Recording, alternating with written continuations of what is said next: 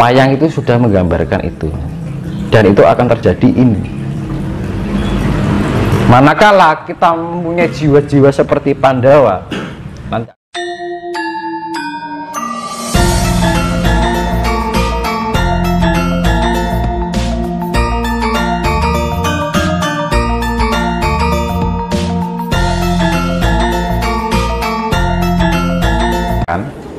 lah, yaitu rasa itu dibilang kita kalau sudah bisa merasakan apa yang ada di dalam diri kita, maka diri kita akan memancarkan cahaya kasih itu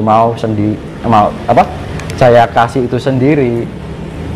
Artinya aku ya sini, makanya di salam rahayu kan gitu. Kalau di Bali atau Hindia Om Swastiastu kan gitu, sama aja arti. Kan pada nggak ngerti ini rahayu tapi pada nggak tahu artinya kan itu. Nah itu yang artinya seperti itu. Rahayu itu adalah rasa ayu. Dengan rasa yang kita miliki kita bisa merasakan rasa itu tadi, yang diartikan kita bisa include dengan sifat-sifat Tuhan, maka akan terciptanya hayu, pancaran yang indah. Karena enak atau kalau ada suatu pancaran yang indah, berarti kita sudah mewujudkan sifat Tuhan, ya kan? Makanya ketika kita tersenyum, kita bisa memancarkan kedamaian, ketentraman, sifat yang menyejukkan. Itu adalah gambaran dari wujud Tuhan. Kita sudah mewujudkan Tuhan di dalam perilaku kita, ucapan kita, rasa kita, pikiran kita kan.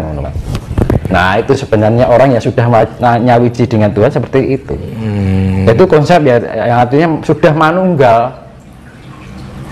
Gusti, manunggaling kaumpo lan Gusti, sifat yang Tuhan yang include di dalam diri kita. Karena kita merasakan keberadaan Tuhan itu sendiri. Ketika kita bisa merasakan keberadaan Tuhan, maka mulut kita harus tetap bersandarkan kasih, pikiran kita berlandaskan kasih, ras kita merasakan juga berlandaskan kasih, perilaku kita juga berlandaskan kasih. Maka dengan kasih itu bagian dari perwujudan Tuhan melalui perantaraan ucapan kita, pikiran kita, rasa kita, perilaku kita. Kan gitu, selesai Pak. Okay. Makanya saya bilang satu kitab itu ayat 1 kasih, ayat 2 kasih, ayat 3 kasih, sampai 1000 ayat kasih, selesai. Kalau kita beraneka ragam ini itu, harus melarang ini itu, kalau nggak tercapai masih bisa menyalahkan orang aja, berarti kasihnya di mana kan gitu. Nggak ada orang yang tidak ada kebenaran selama kita masih bisa menyalahkan kan gitu. Tidak ada kebenaran, tidak ada yang ditinggikan selama kita masih merendahkan, ya kan. Kalau menyalahkan orang kan secara nggak langsung kita merendahkan orang kan gitu. Nah kecuali kita menasihati, beda lagi. Ngalahke kalau nasihati beda loh, ya kan. Memberi masukan atau sharing beda lagi. Kalau nyalahke kan sifatnya menjat kan. Sedangkan kita tidak lepas, kita sendiri kadang-kadang tidak lepas dari sebuah kesalahan kan gitu. Lanjut Mas ke pertanyaan selanjutnya. Dari Mas Yono D. Mungkin pertanyaan buat Mas Tinus. Penjabaran Bapak Adam dan Ibu Hawa, karena tiap narasumber beda-beda penjabarannya. Ya itu saya pernah dulu bilang itu ada bahwa itu ya proton dan neutron, elektron itu sifat negatif yang namanya suhu. Nah, proton itu yang namanya sifat dari inti atom di dalam nukleus itu, proton terdapat neutron. Neutron itu ya mani gitu Mas.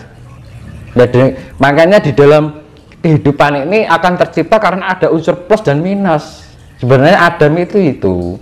Kalau saya bilang kalau Adam berwujud manusia, enggak. Manusia pertama ya manusia purba itu karena mengalami proses revolusi, pembaikan. Dulu itu pertama dari hewan air, terus hewan darat, ada kehidupan setengah manusia, setengah hewan, ya kan. Terus sekarang ada penyempurnaan. Dulu kan manusia setengah hewan, lebih dominan hewannya daripada manusianya. Terus ada revolusi lagi, lebih condong manusia daripada hewannya, manusia purba itu. Terus revolusi sampai ada penyempurnaan sampai sekarang. Makanya orang dahulu sampai sekarang ganteng-ganteng sekarang gitu kan, karena ada revolusi kan.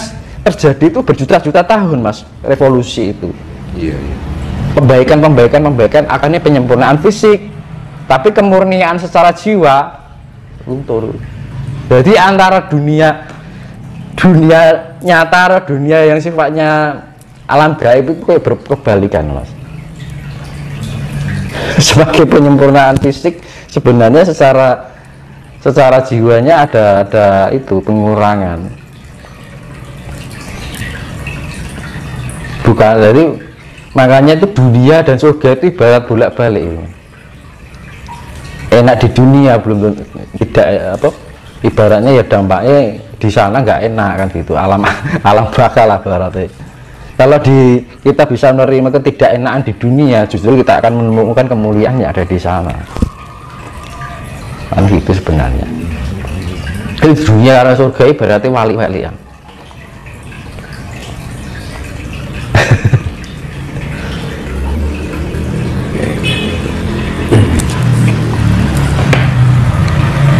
Lanjut Mas ya, ke pertanyaan lagi Mas Dinus. Ini terkait dengan masalah peradaban baru Mas. Apakah perubahan zaman ke peradaban baru bisa terjadi tanpa campur tangan manusia?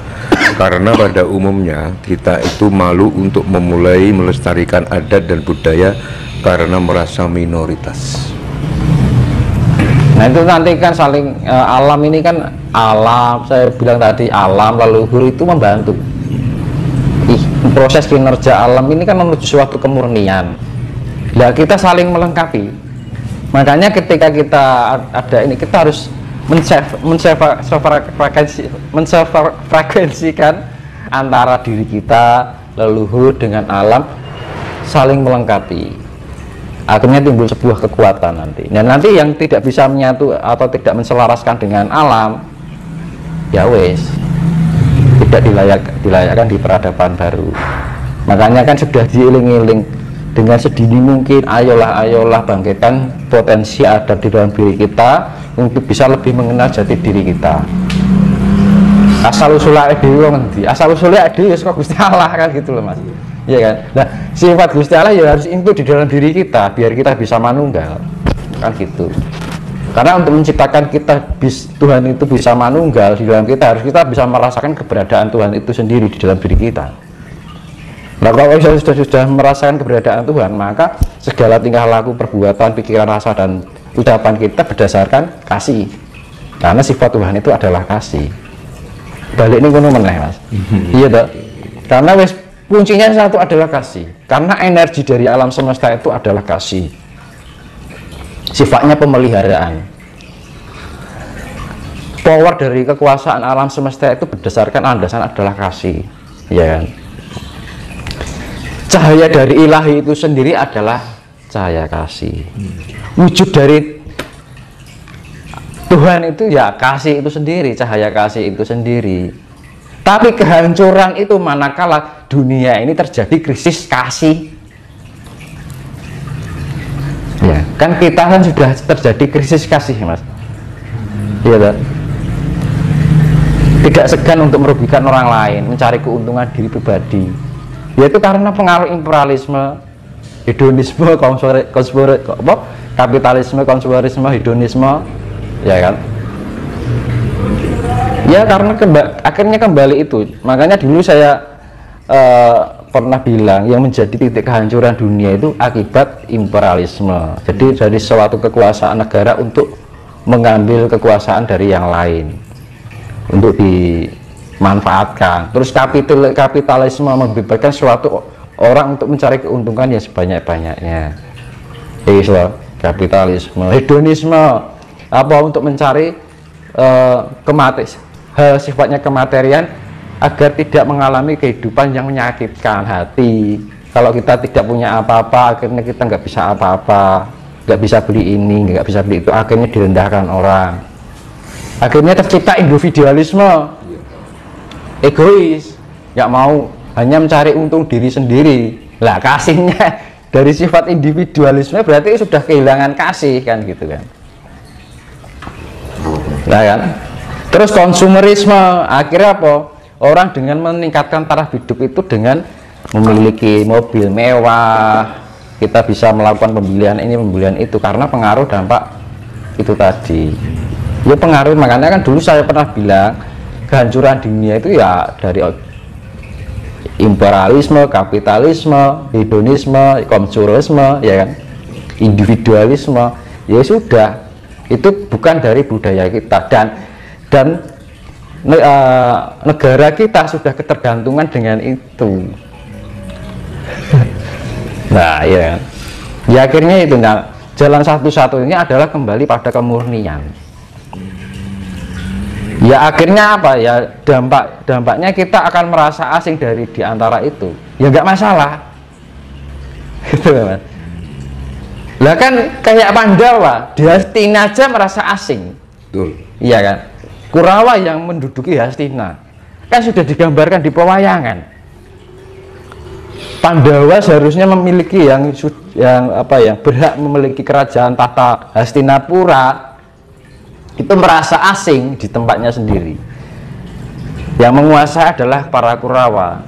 Tapi pada akhirnya setelah Bharatayuddha berjalan, Pandawa yang menduduki, Kurawa habis. Awalnya dienak, dimanis-manis kan, habis manis, sepah dibuang.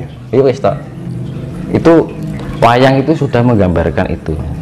Dan itu akan terjadi ini.